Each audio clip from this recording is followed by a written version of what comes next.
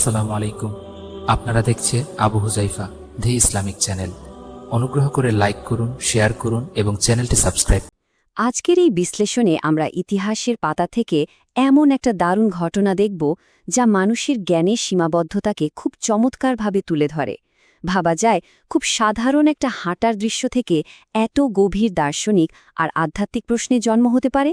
চলুন ধাপে ধাপে সেই ঘটনাটাই আজ এক্সপ্লোর করা যাক।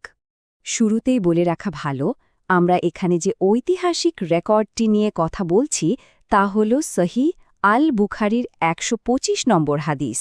আজকের আলোচনার এই তথ্যগুলো সরাসরি hadisbd.com থেকে নেওয়া হয়েছে।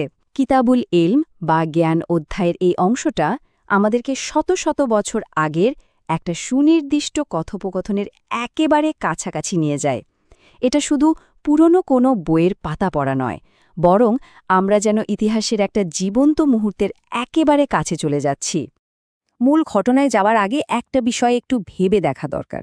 একটা প্রাচীন ঐতিহাসিক আখ্যান কিভাবে এমন একটা বিষয়কে ডিল করে যা মানুষের বোধগম্যতা সম্পূর্ণ বাইরে।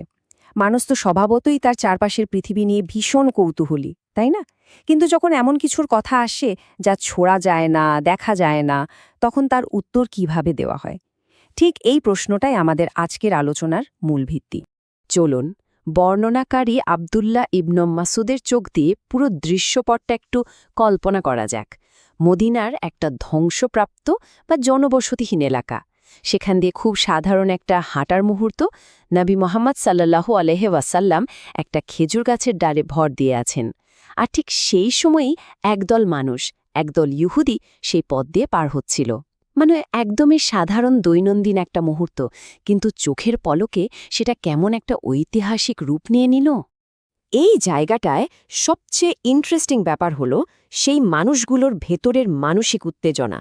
তারা যখন নবীজির পাশ দিয়ে যাচ্ছিলেন, তখন তাদের নিজেদের মধ্যেই একটা বেশ সিরিয়াস বিতর্ক শুরু হয়ে গেল। একদল বলছে তাকে রূহ বা আত্মা সম্পর্কে জিজ্ঞাসা করা হোক, কিন্তু অন্য দলের ভেতর বেশ একটা দ্বিধা। তারা বলছিল তাকে কোনো প্রশ্ন করার দরকার নেই, হয়তো তিনি এমন কোনো জবাব দেবেন যা মোটেই পছন্দ হবে না।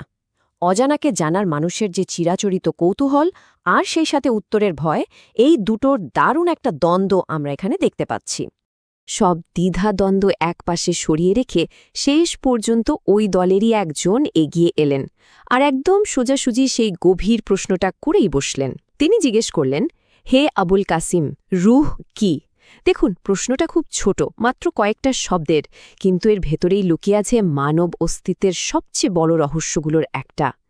যুগে যুগে বহু বড় বড় দার্শনিকদের ভাবিয়েছে এই একটা মাত্র প্রশ্ন। এত বড় একটা প্রশ্নের পর কি ঘটল? সাথে সাথেই কি কোনো উত্তর পাওয়া গেল? একেবারেই না, বরং চারপাশটা এক ভারী গভীর নীরবতায় ঢেকে গেল। নবীজি সম্পূর্ণ চুপ হয়ে গেলেন। বর্ণনাকারী আবদুল্লাহ খুব কাছ থেকেই সব দেখছিলেন, আর তিনি ঠিকই বুঝতে পারলেন যে নবীজির ওপর এখন ওহী বা ঐশী প্রত্যাদেশ নাজিল হচ্ছে। কি ভীষণ গাম্ভীর্যপূর্ণ একটা নিস্তব্ধতা, তাই না? আবদুল্লাহ শুধু সেই বিশেষ অবস্থাটা কেটে যাওয়ার অপেক্ষায় দাঁড়িয়ে রইলেন। এরপর সেই নীরবতা ভাঙল, আর যে চূড়ান্ত ঐশী উত্তরটা এলো তা আজও মূল আরবি এবং এর অনুবাদগুলোতে অত্যন্ত যত্নের সাথে সংরক্ষিত আছে। নবীজি সূরা আল ইসরার একটি আয়াত তিলাওয়াত করলেন, যার অর্থ অনেকটা এমন: তারা রূহ সম্পর্কে প্রশ্ন করে, বলে দেওয়া হোক, রূহ হল প্রতিপালকের আদেশ ঘটিত, আর সামান্যই জ্ঞান দেওয়া হয়েছে। অর্থাৎ রূহ বা আত্মার প্রকৃত জ্ঞান সেটা পুরোপুরিভাবে স্রষ্টার কাছেই সংরক্ষিত। এখানকার সবচেয়ে গুরুত্বপূর্ণ পয়েন্ট হল জ্ঞানের এই অসীম অনুপাতটা। আয়াতে যে বলা হলো সামান্যই জ্ঞান দেওয়া হয়েছে, এর মানে কি? এর মানে হলো আমরা আমাদের আধুনিক বিজ্ঞান, দর্শন বা বুদ্ধি দিয়ে যতই নতুন নতুন জিনিস আবিষ্কার করি না কেন, সেই মহাজাগতিক অসীম জ্ঞানের তুলনায় তা আসলেই একেবারে বিন্দুর মতো নগণ্য। এটা আমাদের নিজেদের জ্ঞানের পরিধি নিয়ে দারুণভাবে এক বিনম্র শিক্ষা দেয়। এই ঐশী বার্তার পাশাপাশি আরেকটা দারুণ ব্যাপার খেয়াল করার মতো। আখ্যানটার ঠিক শেষে একটা ভাষাগত ফুটনোট বা টিকা জুড়ে দেওয়া আছে। ঐতিহাসিক স্কলার আল আমাশ আয়াতের শেষ শব্দটার উচ্চারণের একটা নির্দিষ্ট পার্থক্য বা তিলাওয়াতগত বৈচিত্র্য তুলে ধরেছেন। এটা কিন্তু প্রমাণ করে যে সেকালের স্কলাররা এই টেক্সটগুলোর প্রতিটা শব্দ, প্রতিটা উচ্চারণ কতটা নিখুঁত আর সায়েন্টিফিক ওয়েতে সংরক্ষণ করতেন। এটা নিছক মুখের গল্প নয়, বরং কঠোরভাবে যাচাই করা একটা ইতিহাস। পরিশেষে বলা যায়, মদিনার পথে ঘটা সেই ছোট্ট ঐতিহাসিক সাক্ষাৎটা আমাদের জন্য দারুণ এক দার্শনিক বার্তা রেখে গেছে। রূহ কি, এই প্রশ্নের উত্তর খুঁজতে গিয়ে মূলত মানুষের সীমাবদ্ধতাটাই নতুন করে আবিষ্কৃত হল। সত্যিই তো ভাবার বিষয়, মানবজাতিকে যদি আসলেই শুধুমাত্র সামান্য জ্ঞানটুকু দেওয়া হয়ে থাকে, তবে এই অসীম মহাবিশ্বের আরও কত হাজারো রহস্য আজও পুরোপুরি ধরাছোঁয়ার বাইরে রয়ে গেছে। এই প্রশ্নটা মাথায় রেখেই আজকের বিশ্লেষণটা শেষ করছি। অজানাকে জানার এই অনন্ত যাত্রাই হয়তো মানুষের সবচেয়ে বড় অনুপ্রেরণা।